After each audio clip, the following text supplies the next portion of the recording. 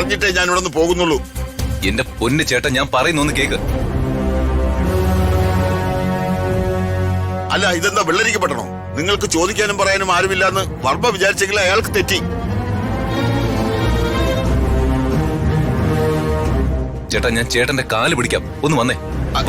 അല്ല രാജു, ഞാൻ ഒന്ന് പറയട്ടെ, വന്നേ. ഞാൻ പറയട്ടെ. വാ ചേട്ടാ. ഇതിങ്ങനെ വിട്ടാ പറ്റില്ല രാജു. ഞാൻ ചോദിക്കട്ടെ. ചേട്ടാ ഒന്ന് വന്നേ.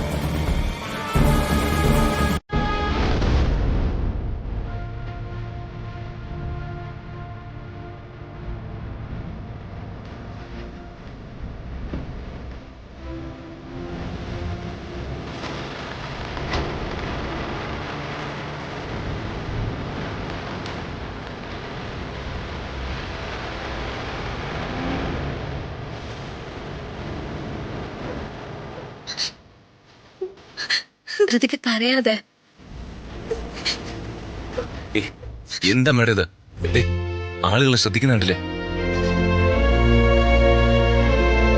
ഋതിക മേഡം ഇങ്ങനെ കരഞ്ഞ അതിന്റെ മാനക്കേട് വർമ്മ സാറിനല്ലേ? മേഡം സാധനങ്ങൾ ഇങ്ങ് തന്നെ, ഞാൻ ഒരു ഓട്ടോ വിളിക്കാം. ചേച്ചി വാ. വാ.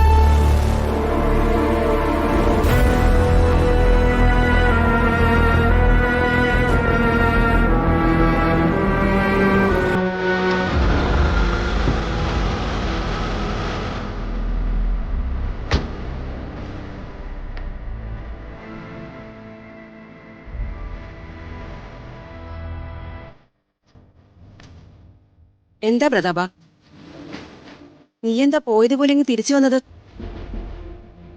എന്താ ചടങ്ങുണ്ടായിരുന്നില്ലേ? എന്തു പറ്റി? അത് മാറ്റിവെച്ചോ?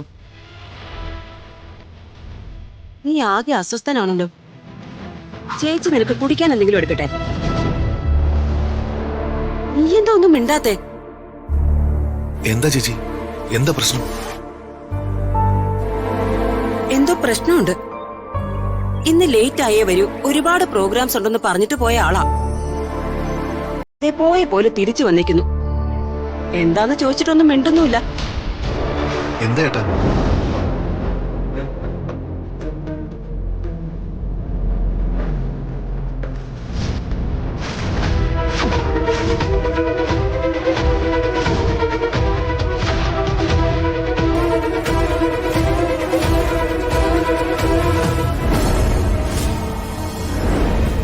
നിങ്ങളൊക്കെ കൂടി കൊഞ്ചിച്ച് വഷളാക്കി വരുത്തിയുണ്ടല്ലോ. തന്നിഷ്ടത്തിന് ഈ വീട്ടിൽ നിന്ന് ഇറങ്ങി പോയോള്. എന്റെ രക്തം കുടിച്ച് അവൾക്ക് മതിയായിട്ടില്ല.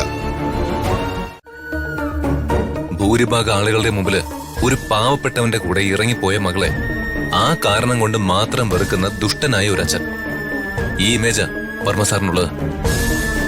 ആണല്ലേ ഈശ്വര, ഇതെല്ലാം ഞാൻ കാരണമാണല്ലോ. അതെ, അതുകൊണ്ട് തന്നെ അത് തിരുത്തേണ്ട ഉത്തരവാദിത്വവും ഋതിക മേഡത്തിന് തന്നെയാ. അടുത്ത ഇലക്ഷന് ഇനി അധികം നാളൊന്നുമില്ല. ഇപ്പൊ നമ്മളൊന്നും ചെയ്തില്ലെങ്കിൽ നമ്മളായിട്ട് വർമ്മ സാറിന് ഉണ്ടാക്കി കൊടുത്ത നെഗറ്റീവ് ഇമേജ് വർമ്മ സാറിന്റെ രാഷ്ട്രീയ ഭാവി തന്നെ ബാധിക്കും. ഈശ്വര, ഇതൊന്നും ചിന്തിക്കാതെയാണല്ലോ ഞാൻ. രാജു, എന്താ രാജു അച്ഛന്റെ ഇമേജ് തിരിച്ചു പിടിക്കാനൊരു വഴി? അങ്ങനെ പെട്ടെന്ന് ചോദിച്ചാ ഞാൻ എന്ത് പറയാനാ മേഡം?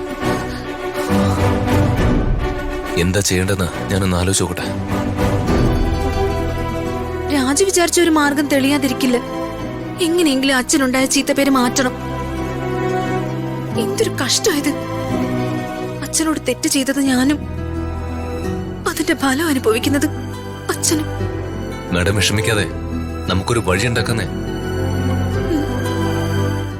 അവൻ എന്നെ കുറിച്ച് എന്തോ വീഡിയോ അപ്ലോഡ് ചെയ്തിരിക്കുക. CP എനിക്ക് ആ വീഡിയോ അയച്ചിട്ടുണ്ട്.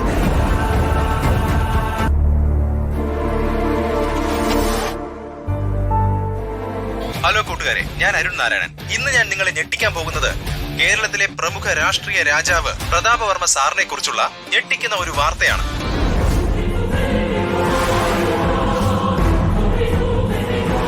പ്രതാപവർമ്മ സാറിന്റെ PA ഒരു രാജുവിന്റെ കൂടെ ഇറങ്ങിപ്പോയ അദ്ദേഹത്തിന്റെ മകളോട് അദ്ദേഹത്തിന് വൈരാഗ്യമാണ്, ദേഷ്യമാണ്. അദ്ദേഹം അവരുടെ വിവാഹം അംഗീകരിച്ചില്ല.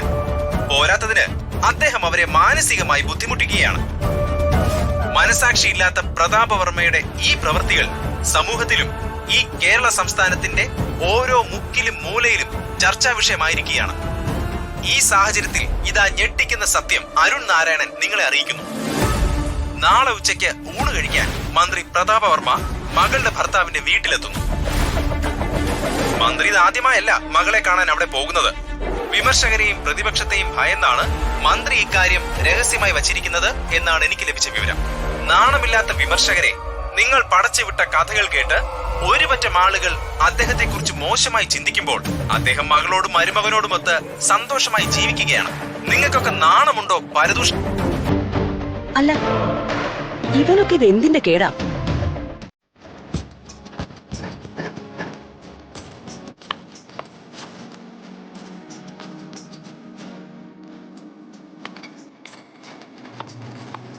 രാധമേ, ദേ, ഇതൊന്ന് ടേസ്റ്റ് ചെയ്ത് നോക്കി. ആ.